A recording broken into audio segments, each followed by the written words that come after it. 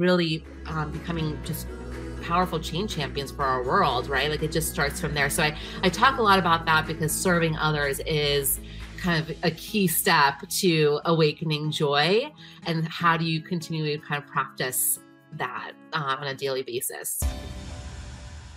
Hello and welcome to the Business of Happiness podcast. I'm your host, Dr. Tarryn MacCarthy, and today is going to be a phenomenal day because we have with us an incredible woman who I'm so excited to introduce you to. We have today Christine Ramsay, who literally I've been like waiting every day for this conversation. We met almost a couple months ago now, Christine. It's been so long, and just her energy and her mission is just so beautiful and so aligned with what we talk about here at the Business of Happiness. So I can't wait for you to get to know her. She's a first generation Armenian-American who has many accolades, but you'll notice as I mention them that each one really has supported her in this mission. Her dream and her mission is to create a world where people feel seen, heard, valued, celebrated, and loved so that they continue to do good things in this world and to ignite their happiness. She's a TEDx speaker, motivational speaker, and author of her new anthology, Your Life is Worth It. She's a certified coach in brain-based skills, neuroscience of inclusion. And she, among all the other coaching accolades that she has, supports her clients and organizational leaders and teams to thrive and take control of their own happiness by building habits that create work-life flow. Welcome, Christine Ramsay. Thank you so much for having me here. I'm excited to talk to you and your audience, and really I'm so grateful to know you, and thank you so much for having me. I can't wait to have this conversation. Oh, I'm so excited too. And first of all, this conversation could go on for hours, but we will make sure it doesn't because there's so many things I want to talk to you about. First, I just want to applaud that you use the term work-life flow or life workflow. Pardon me. You put the word life in first and very specifically didn't call it work-life balance. And I just love that you did that. I saw right into what you were doing there, but I would love for you to share with us a little bit about what is life workflow and why do you use that term as opposed to the one that everybody wants to talk about, which is work-life balance? Yes, and it's certainly not a term that I can take that I came up with by all means. But as you know, Arianna Huffington, I mean, there's so many thoughtful, very futuristic leaders that have been talking about the flow because, you know, the balance never really works out, right? Like as we talk about happiness, it's this ever flow. It's like a wave. I remember I was at this happiness conference and there was this brilliant speaker that was on stage. I was talking about, you know, happiness is not this end state. It's ever flowing like a wave. And I thought that was so powerful because sometimes people think that happiness is this destination that they have to get to or become or achieve. And it's like happiness actually is inside all of us. And having that constant flow within your work, with your life, with, you know, and just keeping it this ever flow was so beautiful and something that we forget to practice. We feel like we always have to have this constant balance where it has to be equal. And it's not necessarily that way. Life is not that way. And I find that when we can set those expectations and be vulnerable about how our life kind of flows in with all the other aspects of what we do, that's when we can really tap into our inner joy and our well-being. Yeah, absolutely. Beautifully said. And, you know, it's really interesting. When I first introduced you as a first generation Armenian-American. Talk about life and work and flow and cultural differences and the flowing and ebbing and flowing of the cultural differences that we experience as first generation Americans. I'd love for you to share with us a little bit about how that experience impacted what you do now and your direction and focus on happiness and supporting other people. Oh, definitely. Yeah, it's a huge part of who I am, and kind of why I do the things I do today. And yeah, it really stems from my amazing parents. You know, they were immigrants from Iran, so they're Armenians from Iran. They came here now almost 40 years ago to the United States, and it was a really tough journey. My grandmother was 55 years old, came with them to this country, not knowing a word of English, right? And so she took care of us while my parents worked. They worked really hard. They worked, my father worked 2 jobs. He actually ended up experiencing racial bias in the workplace, which Mm.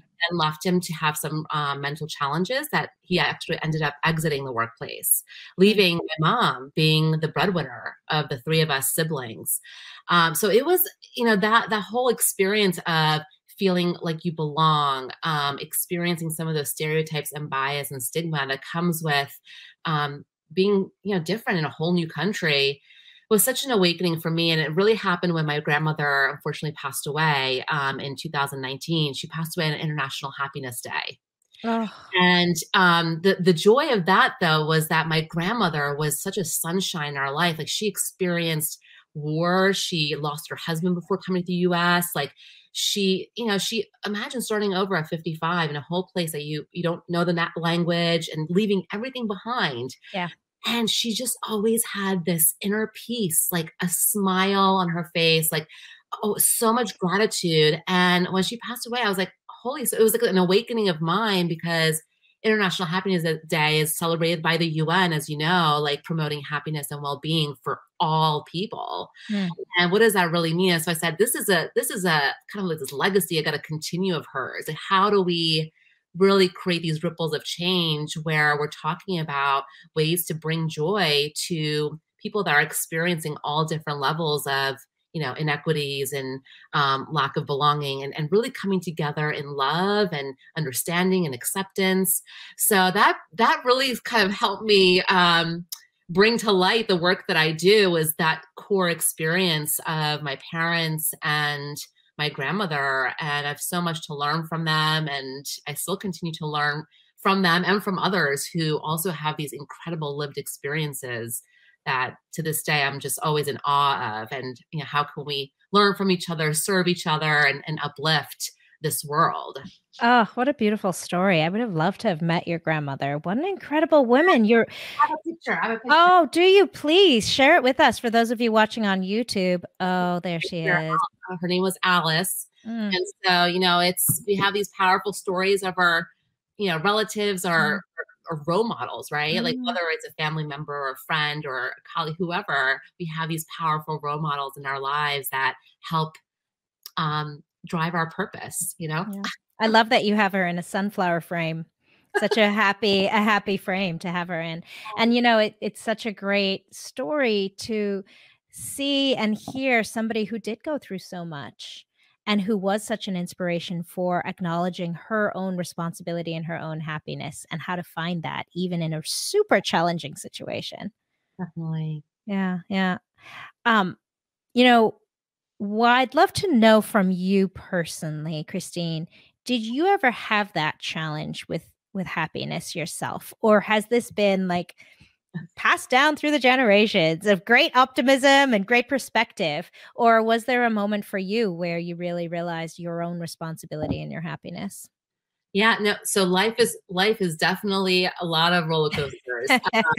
We all experience them, and naturally, I am a positive person. That's like one of my strengths, right? Like, you have your strength finder, if you know about that. My top two, I think, is positivity, but in a sense of like not toxic positivity. It's about really recognizing that there is a reason or a good in whatever experience that you're going through, and that sense of resilience. So in my life, there's been many ups and downs. One critical one being when I was having children, my son ended up getting diagnosed with autism. This was about 9 years ago. And that was, it was new to our family. And he was nonverbal at the time, and just, a lot of challenges of, not knowing what the autism diagnosis is, like being a new parent. And that, again, talk about purpose, right? It was kind of that significant point in my life saying, this is such an amazing child. Like, how can we best support him? How can we learn more about this community? And that kind of led me to, talking about this amazing gift that autistic people have, and how do we embrace these neurological differences versus create stigmas with mental health. And so again, it's like using these experiences that are almost difficult and unknown, to take a pause and say, how can we serve? How can we be more mindful of ourselves? How can we kind of turn inward to then help and turn outward and create our own joy? And that's kind of a lesson that I keep learning in life, as we go through these ups and downs, is really, understanding these moments. And that's kind of how I created this framework, that when you are experiencing these kind of down moments, how can you still tap into that inner joy and peace and resilience that you need to get through those dark times. Well, that's exactly what I want to talk to you about today. So thank you for leading us straight into it, because you did create a framework, which is so awesome, kind of a step-by-step process, which sometimes we need. I know it's a little bit more than that. It's not just follow these steps and you'll find happiness, but sometimes we need that direction, especially when we're in the throes of something that feels so enormous and tragic, as I'm sure you felt 9 years ago with that diagnosis at first. So I'd love for you to help us kind of walk us through your beautiful framework. It has a spectacular name. Please share it with us. Yes, we'll do. Well, before I share the actual name, I do want to say how the concept again came to me. It was a pretty interesting serendipitous concept, because as I said, my grandmother passed away in 2019, and I was going to this one beautiful park near my house to like meditate. And there's this like one bench that I've been sitting on, and this bench, like, it overlooks this beautiful lake. And it's just so serene. And, so the bench actually is in loving memory to this person named Bill. I don't know Bill, but I kept, sitting on his bench, and I was meditating, journaling, kind of trying to find answers, peace, just as I was grieving, my grandmother. So 2020, right? Like, just such, difficult times. I kept going to this one bench and sitting there and really meditating and coming up with some solutions in my brain to find that inner joy and happiness. And so just recently, it was maybe like, I want to say 6 or 9 months ago, I was sitting on the same bench, and this woman out of the whole park comes and sits next to me. And there's a lot of benches around. I'm going, okay, she brought her lunch and sat next to me. And she goes, I hope it's okay that I'm sitting on this bench with you and having lunch. I said, please, by all means, like, I would love to have company. And she goes, this is my husband's bench. And I go, really? I was like, well, I've been sitting here for the past almost 3 years. I'm so grateful that this bench is here. And I go, what's your name? And she goes, it's Christine. And I go, what? Wait a minute. My name is Christine too. And I'm not kidding. We started to hug, and she started to tell me about her husband and how he had passed at the age of 55 with a sudden heart attack. And this was a place that he would go, and he would try and find serenity and peace, and just, really find joy in this space. And, she comes there once a year to celebrate their anniversary. It was their anniversary that day that I was sitting there. Wow. And I just got goosebumps all around, and I saw this huge smile on her face. And I said, that's it. It's the smile framework. It's about how could I bring just a smile, a sense of like living joyfully. And that's how actually the terminology came into play. Wow, for the smile framework. Smile framework, yes. Wow, Christine, what a powerful story. Oh, I love that story. Do you still keep in touch with her? I don't. It was one of those like the strangers that meet and connect, and then we went our separate ways. But it was like one of those like beautiful, touching kind of stories where we're all connected. And it was like, wow, right? Like, talk about having another Christine keep company for the last 3 years. I was, keeping him company. And anyway, it's just such a beautiful story. Oh, I love it. I love it. I came up with this. Oh, I love that. It's so cool to think about that, because when we do things from a place of love, and I know you talk about that as well, there is this kind of a ripple effect of how we impact others. And Oh, when we pay attention to our own happiness and what brings us joy, as it did for Christine to put that bench there in memory of her husband, I'm sure she could never have imagined how far that ripple effect would go. I mean, look, her ripple effects have ripple effects in you. sure. And wow, so cool. Here we are talking about it on the business of happiness. Just it's so neat that um that concept of when you pay attention to your own happiness and what brings you joy, and when your actions are from a place of love and great intention, you really can have that energetic effect on other people around you. Oh, that's so beautifully said. I love it. It's so true. Exactly. Oh, so cool. Okay, well, tell us about the SMILE framework. What dawned on you that day, and Yes. share with us those steps. So yeah, so smile stands. So the first is about serving others, and you might say, well, how do I awaken my inner joy with first serving others? And it's very powerful. Just it was like a perfect transition because, right, like in order for us to really feel inner joy, it is a responsibility to serve others. And Mm. I use my kind of background in inclusion to talk a lot about cultural humility, which if you haven't heard the term cultural humility, was actually coined. It was a phrase that was coined by two healthcare professionals back in, I think, 1998. And it was stemmed around three steps. In cultural humility, it's all about creating self-awareness. How are you like critiquing yourself, always looking inward, constantly looking at your own biases, recognizing your second step of your privilege. Where does your power and privilege sit? We each and every one of us has power and privilege. How do we recognize that within ourselves and then lift others and create those equitable spaces, right? And then last is building that accountability for ourselves, for others, to practice that cultural humility, because when we do that, we are then able to better serve others. Absolutely. And we can serve others, right? Like, again, this ripple effect of love and really becoming just powerful change champions for our world, right? Like, it just starts from there. So I talk a lot about that because serving others is kind of a key step to awakening joy. And how do you continue to kind of practice that on a daily basis? Hey guys, I'm interrupting your podcast episode to let you know about an incredible new program that I am launching in January of 2023. It is specifically for practitioners in medicine and dentistry to help you rediscover happiness and inner fulfillment within your profession and your life. I remember what it was like for me when years ago I was so depressed and anxious and feeling like I had created and built a treadmill I just couldn't get off of, pushing through every day and wishing my life away.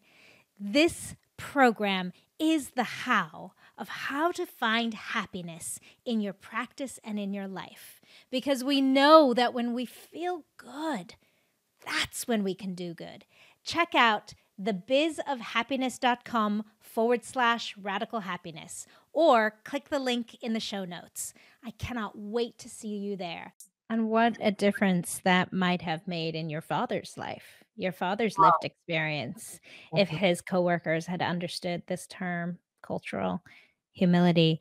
It brings me back again to this idea of being responsible for your own happiness, but also the impact that has on the people around you. Yes. Yeah. Yeah, Like, yeah, so beautiful. the energy is a ripple, like the way Mhm. that, right? I'm not a scientist by all means, but we talk about the mirror neurons, right? Like, when you see someone that expresses true joy, Mhm. wants to better serve another human being, that energy is mirrored. And so, we have to have those vulnerable conversations, and those being a lifelong learner. Like, we all have biases, and how do we be humble about what we don't know? And that's a place of empathy and compassion that we can start with. Yeah. And, it's so beautifully tied into your mission of creating a world where people feel seen and heard. And I was going to ask you, what does that mean to you? And in just explaining serving others, in recognizing your privilege and understanding your responsibility and creating self-awareness, like that, those are all actions and habit patterns that help instill that idea of loving, seeing, hearing someone else, and then knowing how to do that for yourself. Oh, definitely. And that is it's a constant learning process, Yeah. right? We none of us have it perfect. But like if we can just like wake up every day and say, we're gonna do better. I'm gonna do better today. Yeah. And always looking inward, that's a place of like where we can start. And it's I've seen just so much power happen when people come up with the empathy and validity, like just acknowledging someone's perspective, right? Like, and validating versus trying to, come up with their own perspective or their own solution, right? It's like taking your ego out of it and Yeah. really coming it as I'm here to serve is just been a powerful learning, and something that again my grandmother was such a strong role model of, that I constantly remember her as I'm doing, how can I take my ego out of this moment for a sec and Yeah. better serve in a way that's empowering the other person to be there, to feel like they're being seen and heard and embraced and valued. Yeah, and I love the idea of serving others, not being necessarily doing things for others because they can't do it themselves, but really how to best serve them in terms of seeing them and hearing them.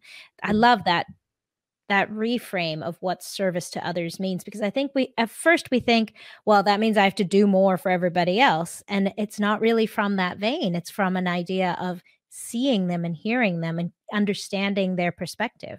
Exactly. Yes, exactly. Yeah. Beautiful. Okay, so that's S. Walk us Uh, down. What's M? we have M is make mindfulness a habit. Mm, Now, by all means, I didn't practice yoga. I didn't practice mindfulness.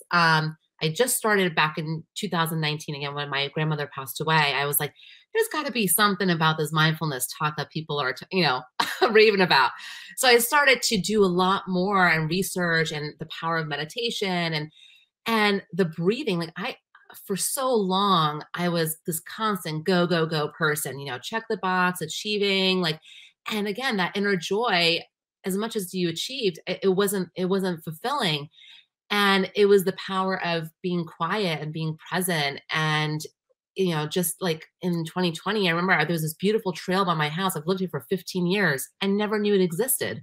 wow. And I was like, how do I like I see this trail and not know that there's these beautiful waterfalls. And it was such an awakening period because we tend to stop, not stop, and like, it was just such a powerful way to be inward and practice mindfulness. So for me, the breathing has been so powerful, especially in high stress moments. I'm sure you've heard, or the audience has heard about the 4 square breathing, where you hold your breath for you breathe in for four counts, you hold for 4 counts, you exhale for 4 counts, and you hold for 4 counts. So it's called 4 square breathing. It's not something that it's been around for a long time. I think the Navy SEALs, I believe, like do that in high stress situations. So it's been a great practice because it's not something that takes an hour. It's like for me, if I was in a high stress period, I would do it in my car or, in between, meetings, or just, so that for me has been really powerful, just trying to make mindfulness a habit. And so it's something that I do whenever I need it. Some people do it in the morning, some people do it, throughout the day. For me, it's just kind of like I tend to feel my body and say, okay, I'm feeling like my heart right now is really nervous, or, there's certain triggers in my body that send those signals, as being inward and listening to those messages and then saying, let me take a step back and do some breathing to help with that. So making mindfulness a habit is definitely been a way to awaken joy that I recommend everyone do. Beautiful, beautiful. I love that.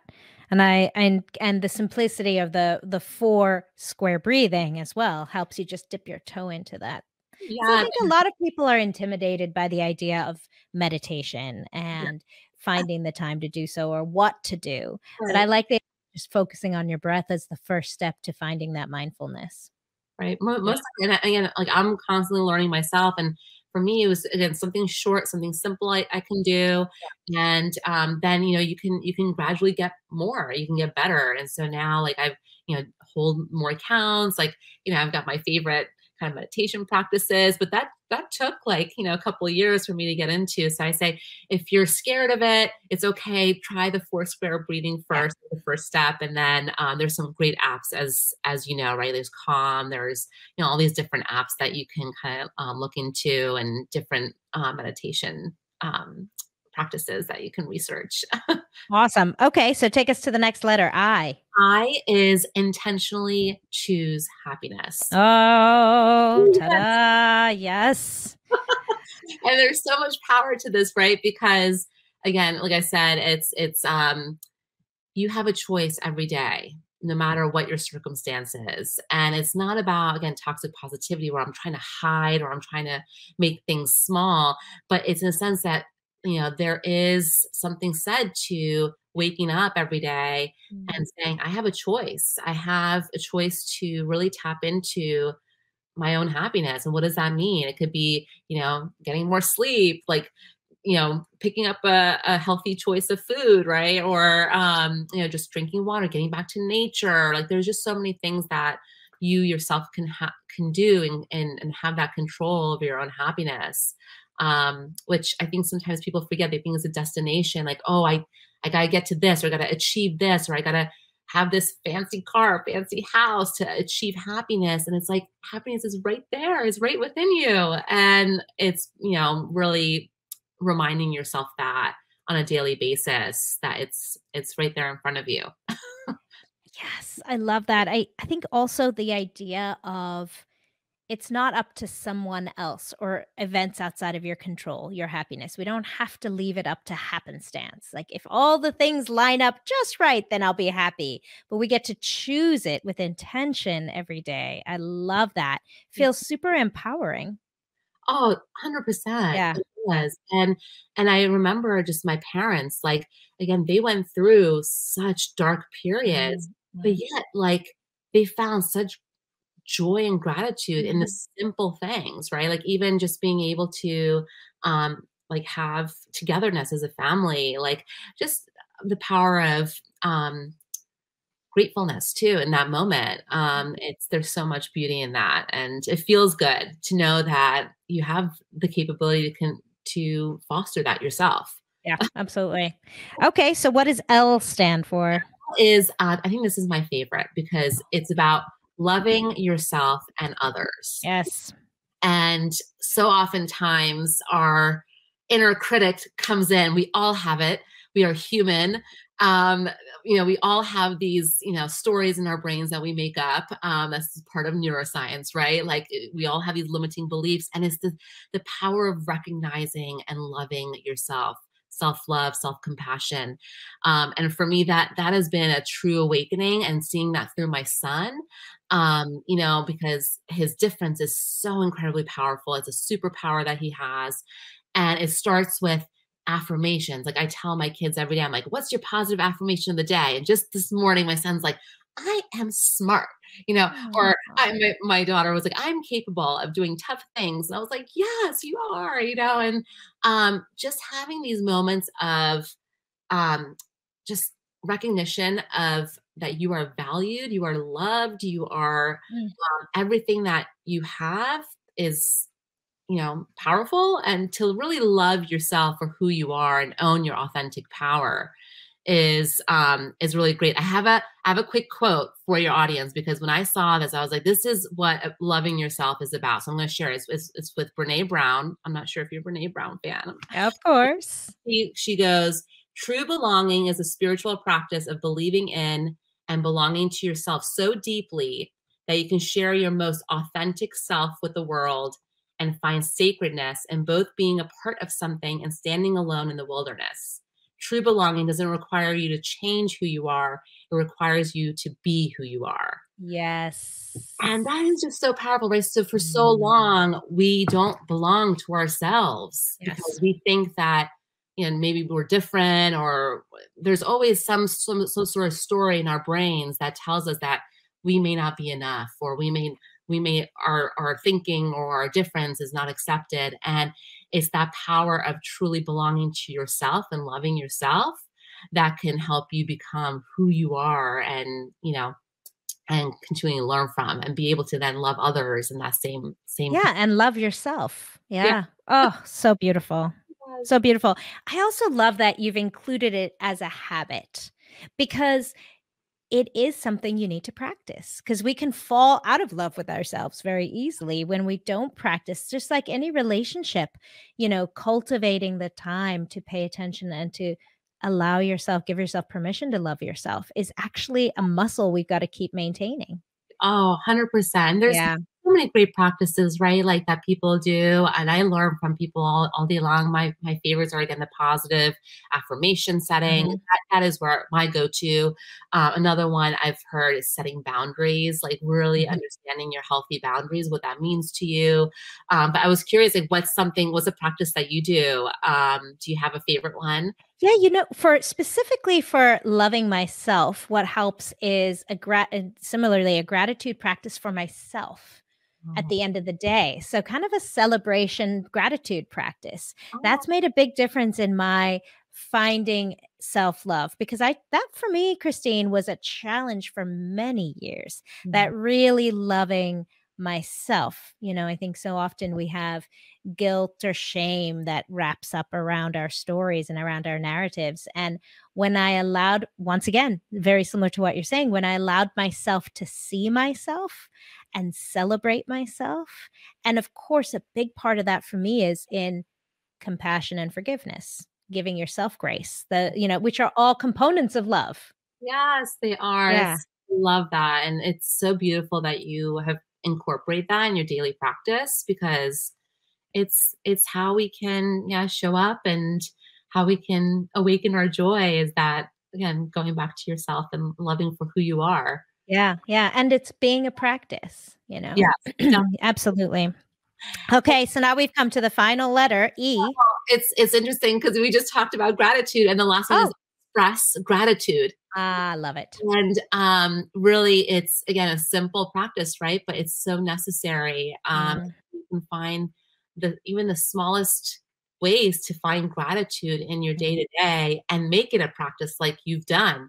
mm, Whether it's a morning practice or anytime during the day. I do the morning practice of gratitude, so that's mhm. when I put my feet on the ground.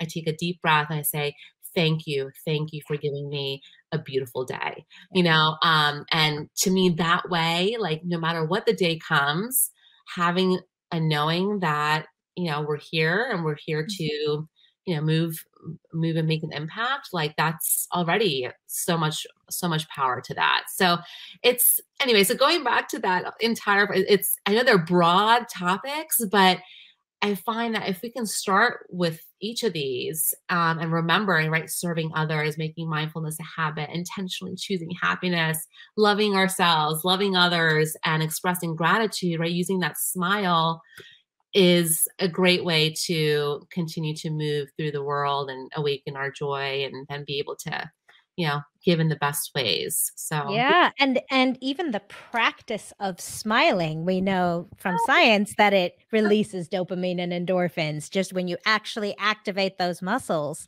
yeah. So cool. Such a great framework, Christine. Aw, thank you. Thank you for everything that you bring to this world, and I'm just so grateful that you came on the show today and shared those personal stories because each one of those stories you shared had a part to it that really could have a perspective of fear, shame, loss, lack, y- you know, and even that story you shared about Christine sitting on the bench next to you could have looked very different, could have had a completely different turnout if your intention wasn't happiness and finding the beautiful part of things and finding the beautiful side of things and the empowering perspective. So I'm just so grateful to you for bringing this beautiful perspective to the world. Thank you. Thank you. And thank you for just this wonderful platform that you've created to have these really necessary conversations. To know that people aren't alone.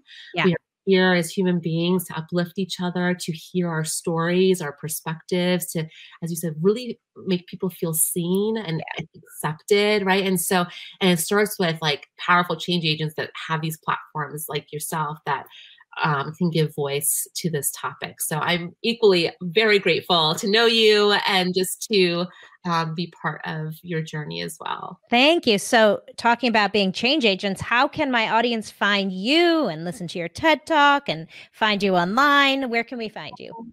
Yes, so my website is igniteinclusion.com. And so, you can reach out to me there. My TED Talk is called Extraordinary Power of Neurodiversity. And again, it's a story around really my son and recognizing truly the power that neurodiversity holds, because there is a lot of stigma that goes around feeling shameful that whether you are autistic or have ADHD or ADD, dyslexia, and really as an ally, right? Because I'm an ally to my son and to people who are different.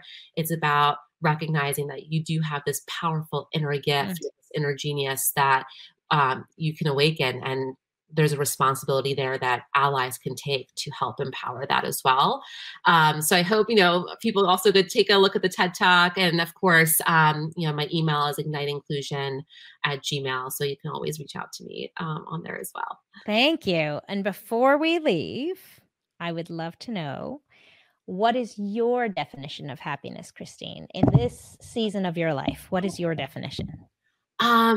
So I mean, my definition is this really being present every day. For me, it's not a destination. It's really embracing the journey and this ever flow. Like I love the concept of the wave. When I heard that at this powerful summit, I love the beach too. So it was really helpful to just, always know that there is an ever wave, and happiness is what you intentionally choose. And again, how can we live into that every day? And so when I wake up in the morning, I'm like, what am I doing today to cultivate well-being, not only for myself, but for others?